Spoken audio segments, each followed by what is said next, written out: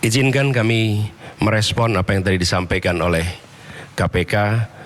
Kami melihat persoalan yang sama seperti tadi dipaparkan, bahwa komitmen untuk memberantas korupsi harus mulai dari puncak, dari yang paling atas.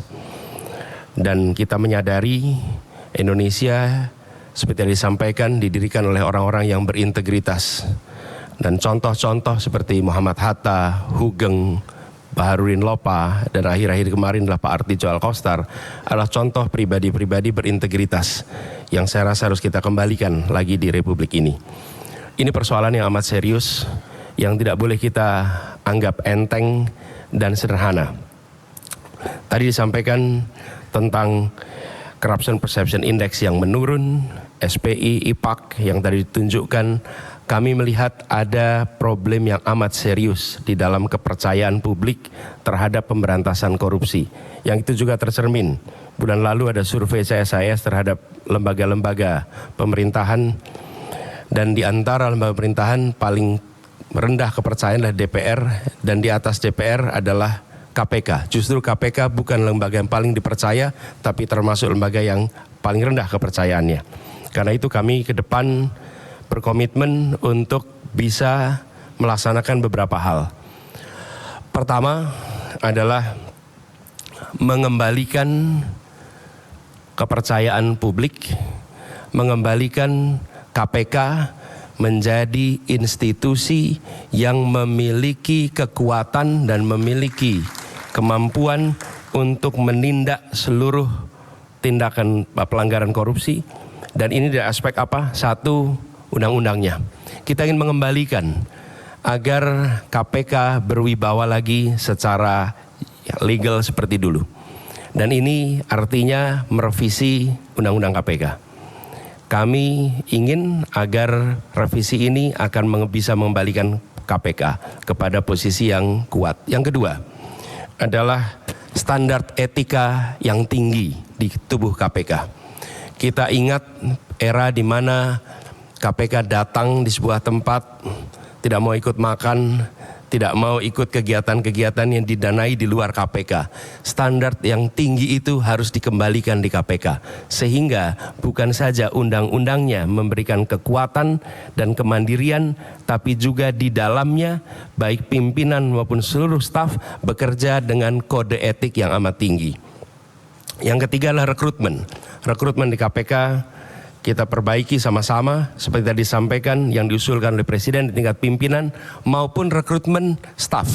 Bukan sekedar mencari pekerjaan, tapi menjadi tempat untuk memberantas korupsi. Ini hal pertama yang kami ingin lakukan. Yang kedua adalah seperti katakan tadi, optimalisasi LHKPN. Dan kami setuju, bila tidak itu dilaksanakan maka bisa dilakukan demosi, bahkan reposisi atau sanksi yang lain. Lalu kami melihat perlunya kita menuntaskan undang-undang atau RUU perampasan aset. Koruptor harus dimiskinkan, tidak ada pilihan lain. Ini adalah hukuman yang harus diberikan. Yang berikutnya adalah kami ingin mendorong konsep illicit enrichment dan trading in influence. Sesuai dengan UNCAC yang harapannya nanti akan menjadi arus utama dalam pemberantasan korupsi. Lalu yang tidak kalah penting, kami berencana untuk mendorong pengesahan RUU pendanaan politik. Karena salah satu problem utama adalah justru karena proses politik pelibatan baik itu kegiatan partai politik, kegiatan kampanye yang tidak memberikan ruang yang cukup untuk pendanaan dari negara dan publik menjadi salah satu sumber korupsi yang terjadi di Republik ini. Kemudian kita berencana untuk memberikan hadiah yang layak bagi pemburu koruptor, sehingga yang memburu koruptor bukan hanya aparatur dari KPK, kepolisian, dan kejaksaan, tapi semua pihak yang ikut melaporkan, memburu, mereka mendapatkan reward yang setara. Ini adalah komitmen kami terkait dengan pemberantasan korupsinya. Yang berikutnya adalah terkait dengan sektor-sektor utamanya. Pemberantasan korupsi harus diselesaikan di semua sektor. Tapi kami melihat ada beberapa sektor utama yang harus diawalkan. Pertama adalah aspek pendapatan negara. Kami melihat penting sekali adalah aspek ini dilakukan tindakan yang serius. Pajak, cukai, PNBP. Kemudian sektor sumber daya alam khususnya dan sumber daya laut. Yang ketiga adalah sektor pangan, karena korupsi di sektor ini berdampak amat besar kepada kesejahteraan seluruh rakyat Indonesia. Yang berikutnya adalah yang ketiga, sektor layanan dasar, pendidikan, kesehatan, infrastruktur. Ini memiliki efek yang amat besar pada kualitas pendidikan, kualitas pelayanan kesehatan, bahkan kualitas perekonomian karena infrastruktur yang terganggu oleh praktek-praktek korupsi. Berikutnya adalah bisnis ilegal, judi, narkoba, dan lain-lain. Inilah sektor-sektor utama yang dalam hemat kami perlu menjadi perhatian di dalam pemberantasan korupsi. Jadi Bapak Ibu sekalian yang kami hormati, kami berkomitmen bukan sekedar karena saat ini dalam tanggung jawab untuk menjadi calon presiden, calon wakil presiden, dan dimintai komitmennya di KPK. Perlu kami sampaikan bahwa komitmen kami untuk memerangi korupsi sudah dimulai sejak zaman dulu. Zaman mahasiswa aktif untuk memerangi praktek-praktek korupsi di era KKN merajalela. Ketika kami bertugas sebagai akademisi, rektor, maka kami menetapkan mata kuliah anti korupsi sebagai mata kuliah wajib yang harus diambil oleh setiap mahasiswa. Dan waktu itu bekerja sama dengan KPK. Barangkali menjadi satu-satunya universitas di Indonesia, bahkan mungkin di dunia, yang menjadikan mata kuliah anti korupsi sebagai mata kuliah wajib. Dan tujuannya seperti disampaikan oleh Pak Nurul Gufron tadi, di aspek pendidikan kita ingin memangkas suplai potensi koruptor. Dan bila itu dikerjakan, harapannya dalam jangka panjang kita akan bisa mencegah potensi itu. Yang berikutnya, ketika kami bertugas di DKI, kami membentuk yang disebut sebagai Komisi Pencegahan Korupsi Ibu Kota, KPK Ibu Kota. Ini dikerjakan untuk kita mencegah praktek korupsi yang ada di dalam institusi Pemprov DKI Jakarta.